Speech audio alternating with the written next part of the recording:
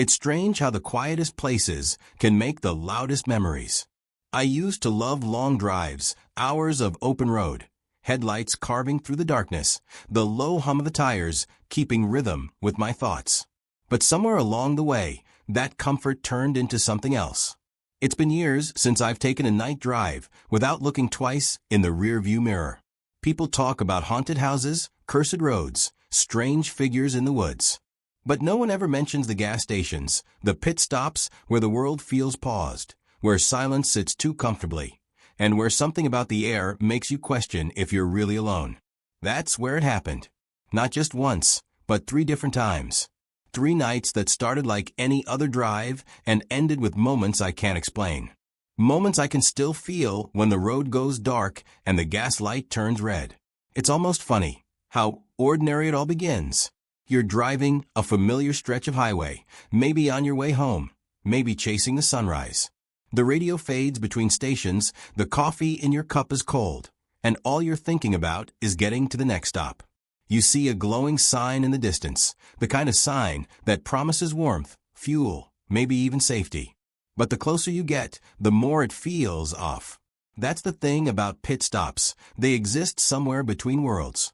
Not quite the city, not quite nowhere. Just this strip of fluorescent light, surrounded by miles of emptiness. You can almost hear the quiet pressing against the glass. The first time I realized something was wrong with these places, it was well past midnight. The sky was black enough to swallow everything except the beams of my headlights. I remember pulling into the station because my tank was nearly empty, the kind of low that makes the car cough. There was no one on the road for miles, not a single car passing by. Just me, the sound of crickets, and the gas pump flickering under a buzzing light. I thought I was alone. There's something about late-night gas stations, the way they feel stuck in time. The hum of the refrigerator behind the glass, the faint smell of fuel mixing with dust, the air just slightly colder than it should be. I remember stepping out of the car, hearing the crunch of gravel beneath my shoes, and suddenly realizing I hadn't seen a single worker inside. The counter was lit, the door was open, but the inside felt empty, like the whole place was waiting. I told myself it was nothing. Just fatigue. Just the road messing with my head. But when I went to grab the pump, the card reader was taped off with an old out-of-order sign. That's when I noticed something that didn't make sense. The sound of the TV inside. It was faint, but I could hear it through the glass. Static. Just static, like an old channel left running after hours. That's the thing about these pit stops. They have stories buried in the silence. Most people just pass through, never realizing what they almost stumbled into. But I've heard them. From travelers, from truckers, from people who don't even like to talk about it anymore. And they all start the same way, with a stop for gas, a quiet night, and a feeling that something unseen is watching. I didn't understand it back then. I thought maybe it was exhaustion or nerves. But that night, and the 2 that came after, changed the way I see these places forever. Because when you stop long enough to notice the details, you realize how unnatural that stillness really is. Sometimes, it's the silence that hides the loudest screams. There's a rhythm to late-night drives, a kind of hypnotic loop where your mind drifts. The endless road lines, the faint hum of the engine, the soft glow of the dashboard. It makes you vulnerable, open. It's easy to mistake intuition for imagination. That's what I did. The first time. Now I know better. Over the years, I've come to learn that every pit stop has its own story. Whispers of people who vanished on their way home, of security cameras that caught things they shouldn't have, of travelers who swear they saw someone in the mirrors when no one was there.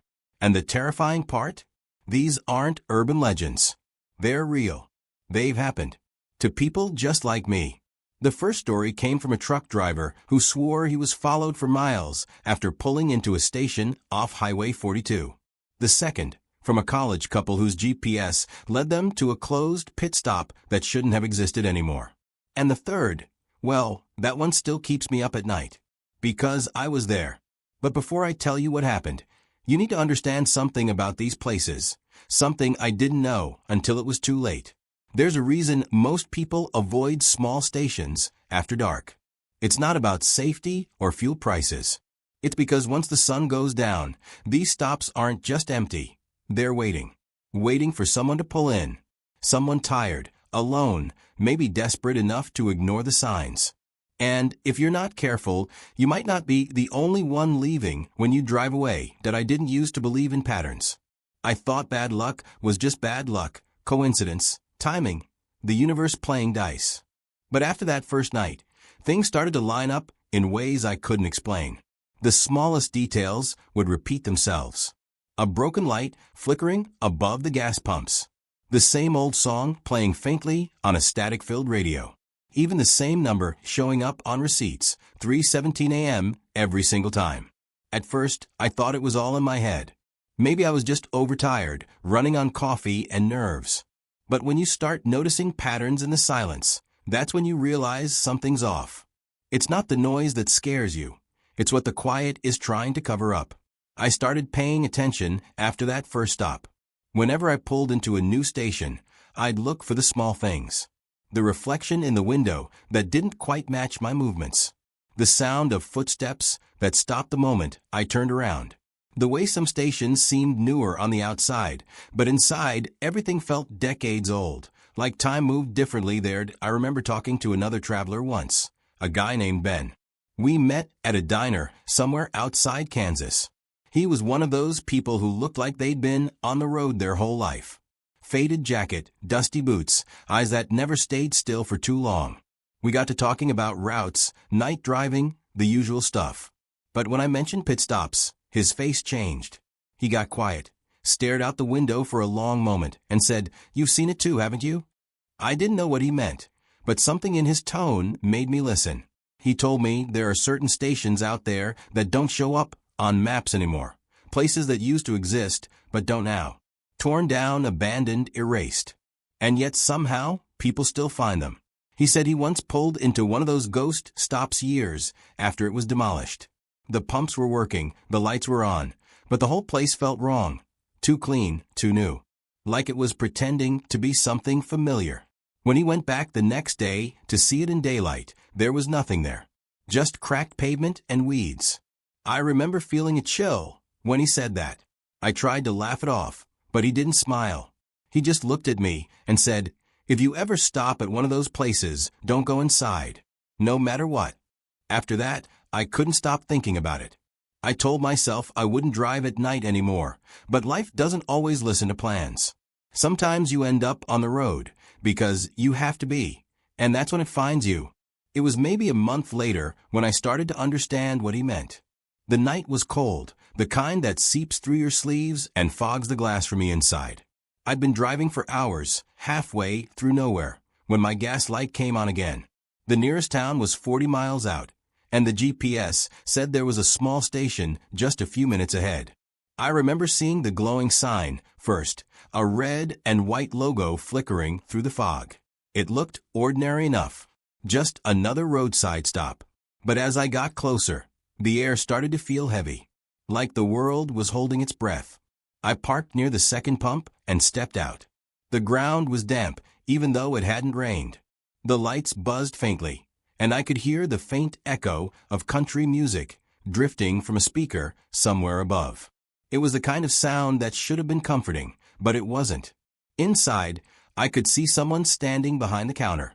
A tall man, motionless, his head lowered as if he was looking at something. I walked up to the door, but when I pulled it open, the bell didn't ring. It was there, I saw it, but it made no sound. I called out a hello. Nothing. Then the man, behind the counter, looked up. He smiled. It wasn't a friendly smile. It was too slow, too deliberate. Like someone trying to remember how to mimic an expression they'd seen before. His eyes didn't match the smile either. They were blank, distant, like he wasn't really seeing me. "Need some gas?" he asked finally. His voice was flat, calm, like the question wasn't really a question at all. Something in me wanted to turn around, to get back in the car and drive, but my body didn't listen. I nodded, said something like, "Yeah, sure," and walked back out. The moment the door shut behind me, the air changed again. Colder, thicker. When I turned around, he was still standing there, still smiling, but his lips weren't moving anymore.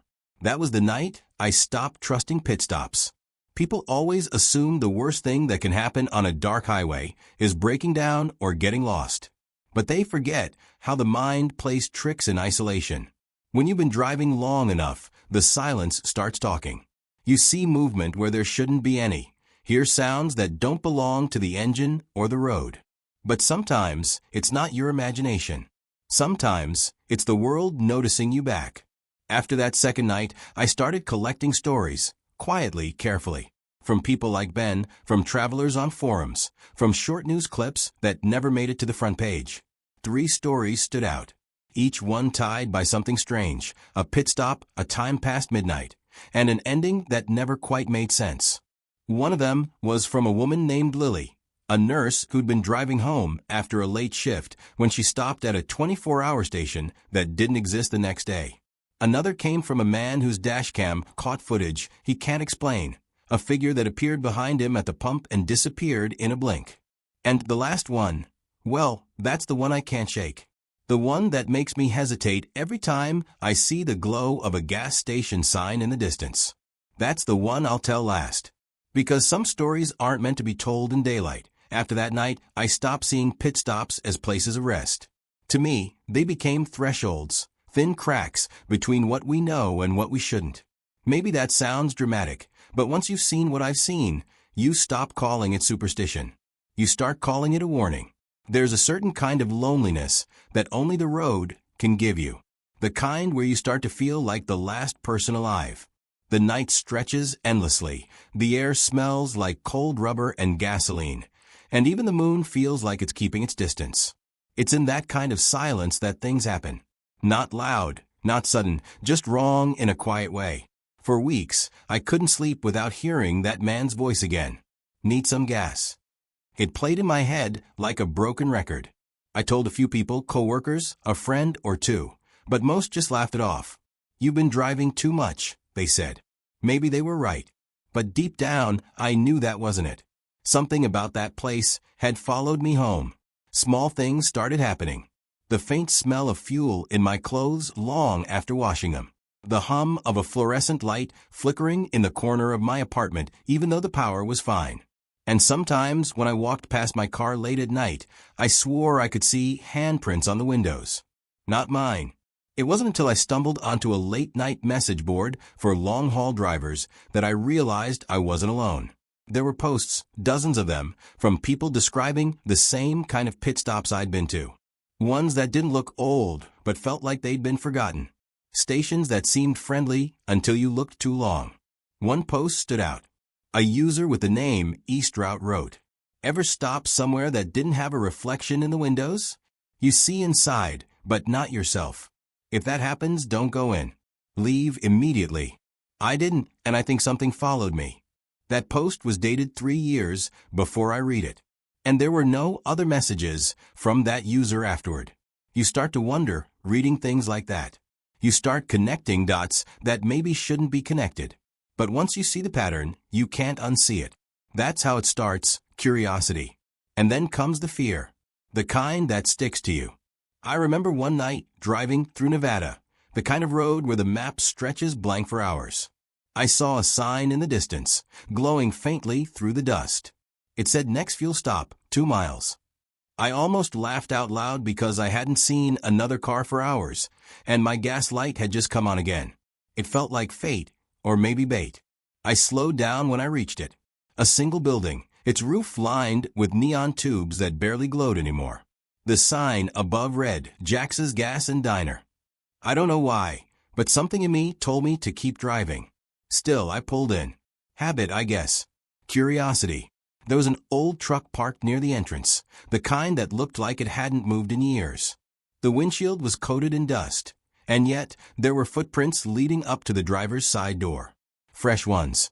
I got out, the wind biting cold against my neck, and the moment my shoes hit the pavement, the sound of cricket stopped. Completely. I froze, waiting, listening. It was like the world had gone mute. The lights inside the diner were on, but no one was visible. Just an empty counter, a few tables, and a door that led somewhere behind. I remember thinking how strange it was that everything looked clean. Not dusty. Not abandoned. Like someone had just finished tidying up, and left. I stood there, staring through the glass for what felt like minutes. Then something caught my attention. In the reflection of my car's window, I saw a figure standing at the door inside, still, faint, like a shadow that didn't belong to anything. When I turned around to look directly, the door was closed, and no one was there. That's when I got back in the car. I didn't even check the gas level. I just left. The next morning, I tried to look up Jax's Gas and Diner. Nothing. Not a single mention online, not on any maps, not even in old listings. But here's the thing. When I checked my mileage, I realized I somehow drove nearly 60 miles that night before stopping again. I remember every minute of that drive. I remember the turnoff, the dirt road, the glowing sign. But when I looked at my GPS log, there was no record of me ever leaving the highway. No record of stopping at all. That's when I started writing everything down. Every strange sound, every unusual stop, every detail. Not to prove anything, just to remind myself I wasn't losing it. And as I collected more of these notes, patterns began to form again. 3 stories, 3 pit stops, 3 people who all described that same silence. The first was Lily, the nurse. The second, a man named Drew, a delivery driver with footage he never showed anyone. And the third, that one belongs to me. Each story happened in a different state, years apart. None of us knew each other, but each of us saw something we weren't supposed to. Something that hides behind the glow of gas station lights and waits for the next traveler too tired to question it. What makes it worse is how ordinary it all seems at first. The smell of coffee from inside, the buzz of the overhead light, the flicker of the open sign swaying gently in the wind. Nothing about it screams danger. But that's what makes it perfect. You don't expect horror in a place built for safety. I've thought about this too much, replayed every second of it, wondering if it's possible that these stories overlap in more ways than we think. Maybe it's not the locations that matter. Maybe it's the act itself, stopping. Maybe the moment you let your guard down, when you trust that flickering light, something takes notice. And once it knows your face, once it's seen you under that artificial glow, it doesn't forget. I've driven through hundreds of towns since then, seen every kind of road there is. But no matter how far I go, there's always a moment, late at night, when the sky feels too close, where I catch a glimpse of a gas station sign in the distance. For a split second, I think I see movement under the lights. Someone standing there, watching. I blink and it's gone. But every time, without fail, I find a faint smell of fuel when I roll the windows up. That it's strange how your mind learns to adapt to fear. At first, it shocks you, heart racing, breath caught in your throat, but eventually it starts to blend into your thoughts, like background noise. You stop asking, what if it happens again? And start asking, when? That's where I found myself, driving through another nameless stretch of highway, half expecting the glow of another pit stop to appear somewhere along the horizon. It didn't matter where I was anymore, east, west, mountains, desert, the pattern always found me. Sometimes I'd think I saw movement in my mirrors, a pair of faint headlights that would vanish the second I blinked. Other times, I'd swear I heard the low hum of a fuel pump running in the distance, even when I was nowhere near a station. It was like the road itself had started whispering. There's a saying among old drivers, the road remembers those who travel it too long. I used to laugh at that. Now I think it's true. Because the more time you spend out here, the more nights you chase the horizon, the more it feels like the horizon starts chasing you back. That's what happened the night I first connected the 3 stories. It was a cold evening in late November. I'd been driving west for hours, half awake, half lost in my own thoughts. The road was empty except for the occasional flicker of headlights far behind. My gas light wasn't on yet, but something about the quiet made me uneasy. That same heavy, unnatural silence that always came before something. Then, out of nowhere, my radio crackled to life. It wasn't music, just static. Then, beneath it, a faint voice, so low I could barely make out. At first, I thought it was some radio interference, maybe a CB transmission bleeding through. But as I turned the dial, the sound grew clearer. It was a woman's voice. Calm, almost whispering. Don't stop. That's all it said. The static cut out, the car went silent, and for a moment, all I could hear was my own heartbeat. I don't scare easily, but something about the way she said it, slow, deliberate, made my chest tighten. I reached to turn the radio off completely. That's when I saw it. Up ahead, maybe a mile out, a faint glow. A gas station sign. I slowed down instinctively. My mind told me to keep going, to ignore it, but my car was running low. The rational part of me, the part that still believed in coincidences, said I was being paranoid. I told myself I'd just stop for a minute. Quick fill up. Nothing more. But when I pulled into the lot, everything felt wrong immediately. The pumps looked brand new, like they'd just been installed. The signs were polished, the lights spotless, too spotless for a place that far off the main road. I remember stepping out and smelling something sharp, like metal and old rain. The air was cold, but the wind had stopped moving. Inside, I could see movement behind the counter. A woman's shoulder-length hair, maybe mid-30s, wearing a faded red jacket. She was talking on the phone, or at least, that's what it looked like. Her lips moved fast, her hand gestured slightly. But when I opened the door, I realized there was no sound. No ringing bell. No phone conversation. Nothing. She froze the moment she saw me. Then, slowly, she smiled. It wasn't until that moment that I realized who she looked like. I'd seen her photo before. Online, on a missing persons page. Her name was Lily. I didn't move. I didn't breathe. My brain refused to process what I was seeing. The same nurse from the first story. The same woman who vanished after stopping at a 24-hour gas station outside Oregon. But she was there, standing right in front of me. And when she spoke, her voice wasn't what I expected. It was soft, almost kind. You shouldn't have stopped here. I stumbled backward, half tripping over the threshold. The second I turned toward my car, the lights above the pumps flickered once, twice, and then went out completely. The world went black for half a second, and when they came back on, she was gone. I jumped in the car and started the engine, tires screeching against the pavement. My hands were shaking as I glanced back one last time. The entire building was dark. The glowing sign that had drawn me there was dead. But here's the part that makes my skin crawl even now. When I checked my phone later that night, there was a photo in my gallery I didn't take. It was blurry, grainy, but clear enough to make out the scene. My car, parked under those bright white lights, and Lily, standing behind me, looking straight into the camera. That's when I stopped collecting stories for curiosity's sake. I started collecting them for survival. Every time I talked to another traveler who'd experienced something similar, I noticed the same phrase would come up. They'd say, "It felt like the place was waiting for me." And that's the part no one talks about. These pit stops, these forgotten stations that appear out of nowhere, they don't just exist by accident. They choose. And that's the part no one talks about. These pit stops, these forgotten stations that appear out of nowhere, they don't just exist by accident. They choose. Who, why, how, I can't tell you.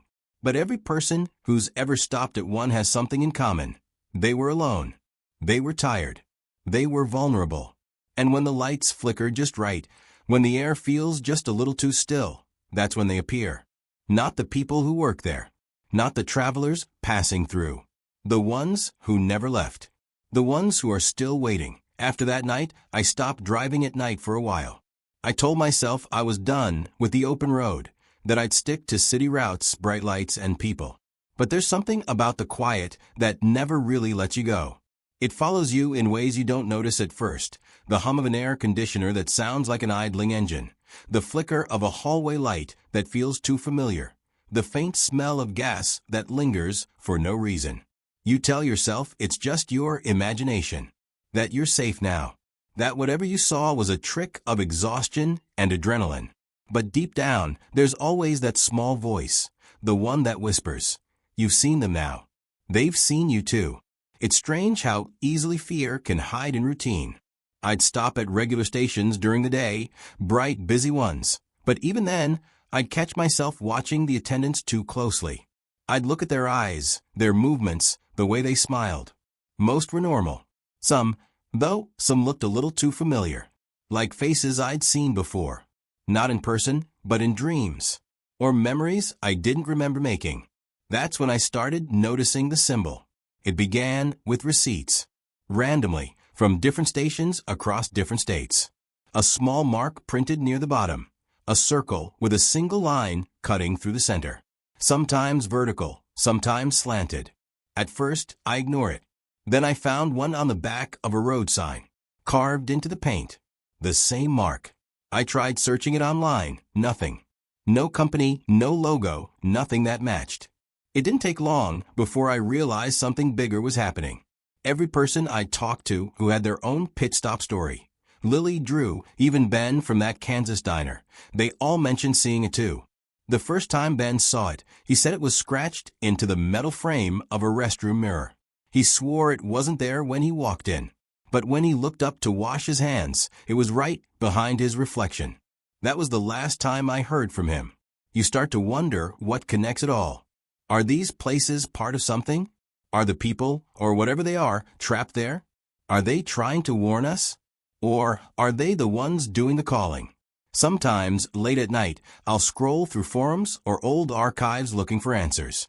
Every now and then, someone new posts a story. It's always the same pattern. Stop for gas. No one around. Lights flickered. Something felt wrong. But there's always one detail that sends chills down my spine. They always mention the same timestamp. 3:17 a.m. Every single time. It doesn't matter what year, what town, or what person. That's when it happens. That's when the line between here and whatever's on the other side goes thin. I used to think maybe it was ghosts, trapped energy, lost souls, whatever people call it. But that doesn't explain the physical things. The footprints, the photographs, the voices caught on tape. These aren't echoes. They're impressions, replays. Like the world pressing rewind for reasons we don't understand. And maybe that's why these stations keep appearing. Maybe they're not places at all. Maybe they're memories, replaying themselves again and again, waiting for someone to notice. But the worst part? They notice us back. Last month, I tried something I probably shouldn't have. I drove the same stretch of highway again, the one where I saw Lily. This time, during the day. Sun out, traffic passing, nothing to fear. I wanted to see if it was still there, to prove to myself that it was real. And it was. Sort of. The sign was gone. The pumps were torn up. The whole place looked like it had been closed for decades. Rusted metal, cracked pavement, weeds growing through the cracks. But when I walked closer, my phone started glitching. The screen flickered, the GPS spun in circles, and for a brief second, less than a heartbeat, I saw the lights come back on. Everything looked just as it had that night. Fresh paint, bright pumps, and through the glass door movement. Someone was standing there. They weren't waving. They weren't smiling. They were just standing, perfectly still, head slightly tilted, like they'd been waiting for me to return. I turned and ran.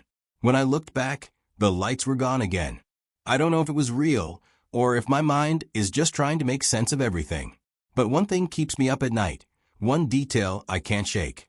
When I got back in the car, my dashboard clock read 3:17 a.m., even though it was bright daylight outside. That's when I knew this wasn't random anymore.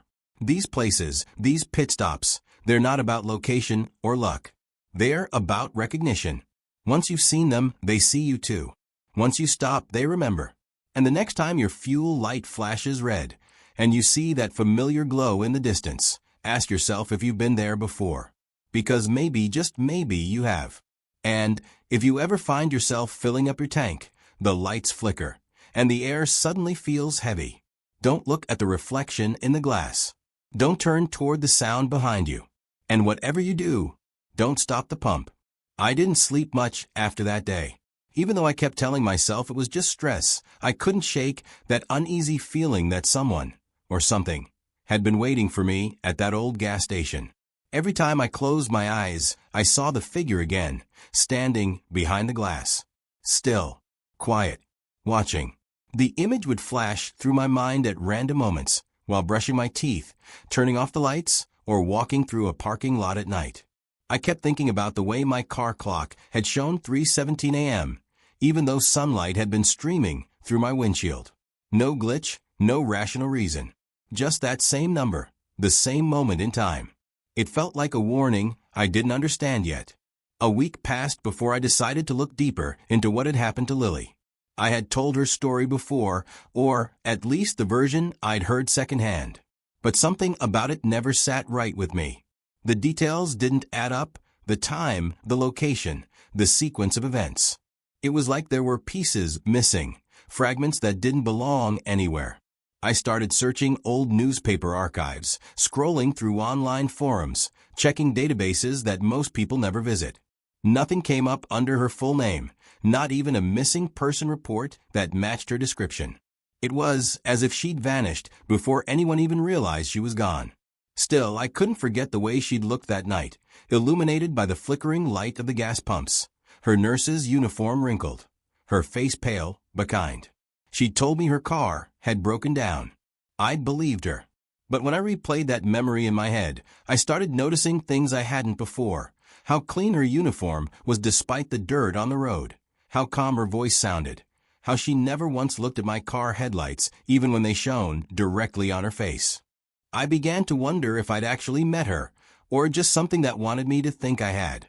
The deeper I looked, the more strange coincidences I found. One of the old highway patrol reports mentioned a wreck along that same stretch of road, an accident involving a young nurse named Lillian Harper. The report was dated exactly 1 year before the night I'd stopped there.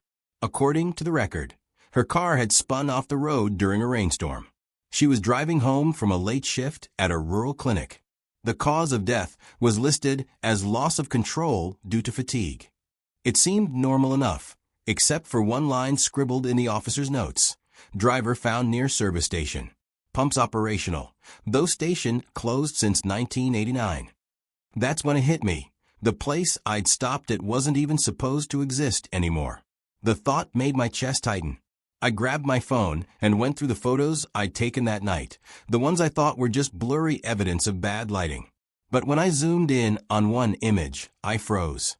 There, faint but unmistakable, was the reflection of the same circle and line symbol on the gas pump handle. The mark that had been haunting every story I'd heard. It wasn't just coincidence anymore. There was something connecting all of it, the locations, the time, the people who stopped. It was like these stations weren't just places, but thresholds, thin spaces where the past and present touched for a moment before snapping apart again. I reached out to a few people online who claimed to have experienced similar things. Most never replied. One of them did, though, a trucker named Carl, who said he'd seen something almost identical in Nevada back in 2013. His message was short but chilling. Same station, same time, same mark. Don't go back. That night, I couldn't stop thinking about what he said. If these places appeared and vanished, then where did they go when they weren't there? Were they pulled back into the past, or something darker? I didn't have the answer, but part of me knew I had to find out. Maybe I owed it to Lily. Maybe I owed it to myself. So, a few nights later, I packed a small bag and headed out again. I didn't tell anyone where I was going. The highway stretched ahead like an endless ribbon, the world fading into shades of gray and blue. Every mile felt heavier than the last. The gas gauge ticked lower, and for a moment I caught myself glancing at the dashboard clock, half expecting to see 3:17 glowing back at me. But it was still just past midnight. When I reached the turnoff for the old service road, the air changed. The temperature dropped, the engine noise seemed to muffle, and the radio began picking up static even though there weren't any stations nearby. I slowed down, scanning the empty stretch of cracked pavement. Nothing looked out of place, just darkness, dry weeds, and the faint shimmer of moonlight reflecting off rusted metal. But then I saw it. At first, it was just a shimmer in the distance. Then, as I got closer, the outline of the gas station started to take shape. The same pumps, the same faded sign, the same glass door. Everything was exactly where it had been before, like time hadn't touched it at all. My heart was pounding now. Part of me wanted to drive past and never look back. But curiosity, maybe something stronger, pulled me closer. I parked a few yards away and turned off the engine. The silence was heavy, pressing down like a weight. I stepped out of the car. The air smelled faintly of gasoline and rain, though the sky was perfectly clear. I walked toward the pumps, each step echoing louder than it should have. The lights were off this time, but the faint hum of electricity still lingered, like the building itself was breathing. And then, from inside the station, I heard it, soft, distant, almost like a whisper carried through static. My name. Not shouted, not called, just spoken, slowly, carefully. I froze. The sound didn't come from a person. It came from everywhere at once. I felt a chill crawl up my spine, and for a moment, the world around me seemed to pulse, like reality itself had gone slightly out of sync. I turned toward the door, expecting to see the same dark interior as before, but through the glass, the lights were flickering on and off again. For just a few seconds, I saw movement inside.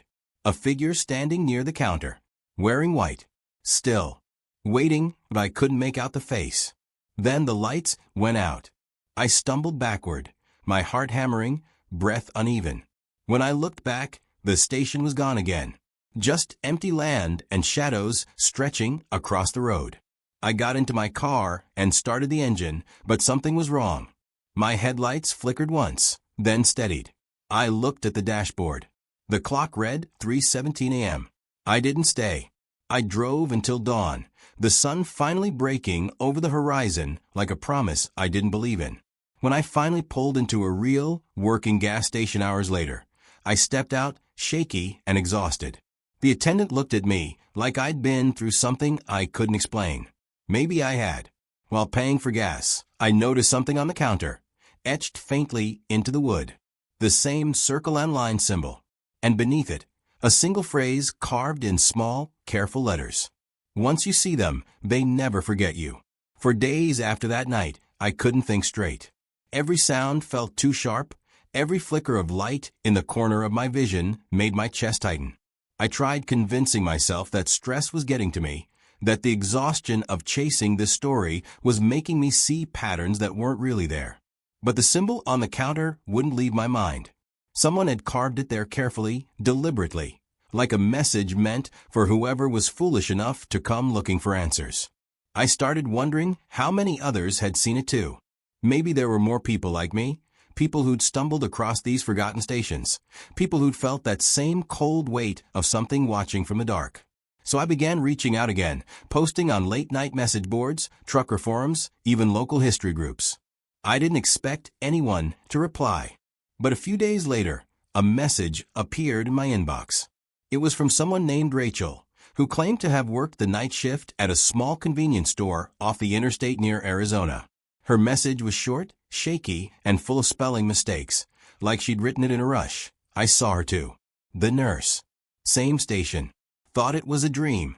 But she talked to me. I stared at the words for a long time. If Rachel was telling the truth, it meant this thing, whatever it was, wasn't stuck in one place. It was moving. Or worse, repeating itself, till we agreed to talk that night over a call. Her voice was soft and tired, like someone who hadn't slept in a long time. She told me she'd been working alone when a woman walked in around 3 a.m., wearing a white uniform. At first, she thought the woman was a traveler, maybe a nurse heading home from a night shift. But then Rachel noticed something off. Her shoes were spotless, even though it had been raining outside. She kept asking if anyone else was around, Rachel said, her voice trembling. I told her no, it was just me. Then she looked out the window, real slow, and said, "He's still waiting by the pumps." My stomach turned cold. Rachel said she looked outside, but no one was there. When she turned back, the woman was gone. Just gone. No sound, no door opening, no movement. Only her reflection lingering faintly on the glass.